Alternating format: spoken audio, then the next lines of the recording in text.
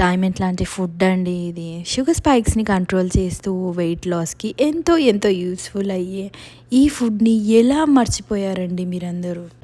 ఇందులో high dietary fibres ఉంటాయి. అందువల్ల ఈజీ డైజెషన్ అవుతుంది. స్టమక్ ఫుల్లింగ్‌గా ఉంటుంది. ఎన్నో ఎన్నో విటమిన్స్, మినరల్స్ ఇందులో ఉన్నాయి. ఒక్కసారి గూగుల్‌లో వెళ్ళి చెక్‌ఔట్ చేయండి. ఈ జొన్న రవ్వని ఎలా టేస్టీగా, సింపుల్‌గా, హెల్తీగా చేసుకోవాలో నేను మీకు చూపిస్తాను. ఒక కప్పు జొన్నలను తీసుకొని మిక్సర్ జార్లో వేసుకోవాలి. మిక్సర్ జార్లో వేసుకున్న ఈ జొన్నలని రవ్వ రవ్వలాగా మిక్సీ చేసుకోవాలి. పిండిలాగా అయితే చేసుకోవద్దు. రవ్వ రవ్వలాగా ఉన్న ఈ జొన్న రవ్వని ఒక స్టీల్ బౌల్లో తీసుకోండి. తీసుకొని ఇందులో మంచిగా వాటర్ అయితే పోసుకోవాలి. పోసుకొని పక్కన పెట్టుకోవాలి. ఒక 5 మినిట్స్ తర్వాత ఈ జొన్న రవ్వను చూస్తే మీకు పైన ఒక మంచి లేయర్ అనేది ఇట్లా ఫామ్ అయిపోతుంది. సో ఇది వచ్చేసి హస్క్ అనమాట. సో ఇలా ఫామ్ అయిన ఈ వాటర్ని నేనైతే తీసేస్తున్నాను. సో పైన వాటర్ని ఇలాగే పైన వంపేసుకోవాలి. వంపేసుకున్న తర్వాత మీకు కింద జొన్న రవ్వ అయితే ఉంటుంది. సో ఈ జొన్న రవ్వలో మీరు మంచిగా 1:5 రేషియో వాటర్ అయితే పోసుకోవాలి. ఒక కప్పు జొన్నలు తీసుకుంటే 5 కప్స్ ఆఫ్ వాటర్ అయితే పోసుకోవాలి. సో ఇక్కడ నేను 5 కప్స్ ఆఫ్ వాటర్ యాడ్ చేస్తున్నాను. ఈ జొన్న రవ్వలో మీరు ఏదైనా వెజిటబుల్స్ కావాలంటే వేసుకోవచ్చు. బట్ ఈ జొన్న రవ్వని చాలాసేపు ఉడికిస్తాం కాబట్టి వెజిటబుల్స్ అనేవి చాలా ముషి అయిపోతాయి. అందుకే ఇందులో వెజిటబుల్స్ వేయకుండా స్టీమ్డ్ వెజిటబుల్స్ ఏమైనా ఉంటే వేసుకోవచ్చు. తర్వాత జొన్న రవ్వని కుక్కర్లో కూడా చేయొచ్చు అని నేను చాలా యూట్యూబ్ ఛానల్స్లో చూశాను. సో కుక్కర్లో జొన్న రవ్వ చేస్తే అడుగు అనేది మాడిపోతుంది అనమాట. సో ఇది రవ్వ కదా, ఇందులో కొన్ని పిండి పదార్థాలు కూడా ఉంటాయి. లైక్ పౌడరీ థింగ్స్ కూడా ఉంటుంది కాబట్టి అడుగు అనేది మాడిపోతుంది.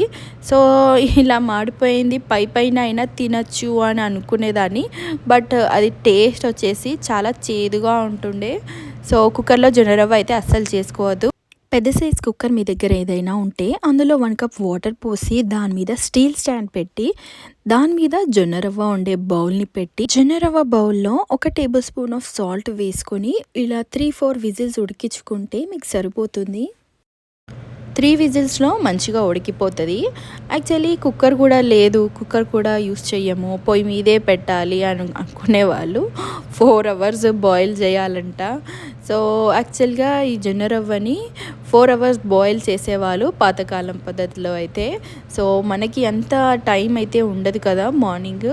సో హడావిడిగా ఉంటుంది కాబట్టి క్విక్గా అయిపోవాలంటే ఇక్కడ నేనైతే ఇన్స్టాపాట్ అయితే యూస్ చేస్తున్నాను. యూఎస్లో ప్రతి ఇంట్లో ఇన్స్టాపాట్ ఉంటుంది.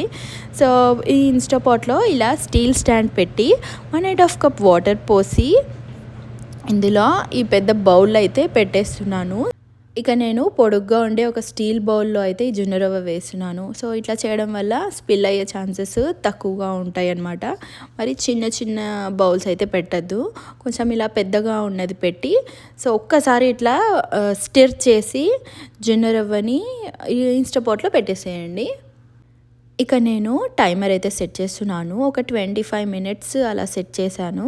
సో 25 మినిట్స్ పాటు ఇందులో పెట్టేసి మన పని మనం చేసుకుంటే సరిపోతుంది. ఒక 25 మినిట్స్ తర్వాత ఓపెన్ చేసి చూస్తే జొన్న రవ్వ అనేది చాలా బాగా కుక్ అవుతుంది అనమాట. పెద్దగా పని లేకుండా ఒక్కసారి జొన్న రవ్వ ఇలా కడిగేసి ఇలా ఇన్స్టాపాట్లో టైమర్ సెట్ చేసి పెట్టారంటే మన పని మనం చేసుకుంటూ ఉండొచ్చు. అండ్ ఈ కుక్కర్ ఎయిర్ అనేది రిలీజ్ చేయకుండా కొద్దిసేపు ఒక 5 to 10 మినిట్స్ అలా వదిలేసి ఓపెన్ చేశారంటే మంచి జొన్న రవ్వ అయితే మీకు రెడీ అయిపోతుంది. సో ఇక్కడ మీకు కన్సిస్టెన్సీ చూస్తే కొంచెం వాటరీ లాగా ఉంటుంది. కొంచెం చల్లారితే ఇది కొంచెం గట్టిగా అవుతుంది.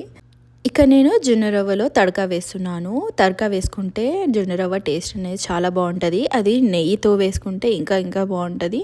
సో ఇక నేను 1 టేబుల్ స్పూన్ ఆఫ్ నెయ్యి తీసుకొని ఓవర్ నైట్ సోక్ చేసిన కొన్ని నట్స్ అయితే ఇందులో వేస్తున్నాను. సో ఈ నట్స్ మీరు ఏదైనా తీసుకోవచ్చు. Almonds, sunflower seeds, pumpkins. ఈ జొన్న రవ్వకి పర్ఫెక్ట్ కాంబినేషన్ వచ్చేసి మజ్జిగ, టమాటో రసం.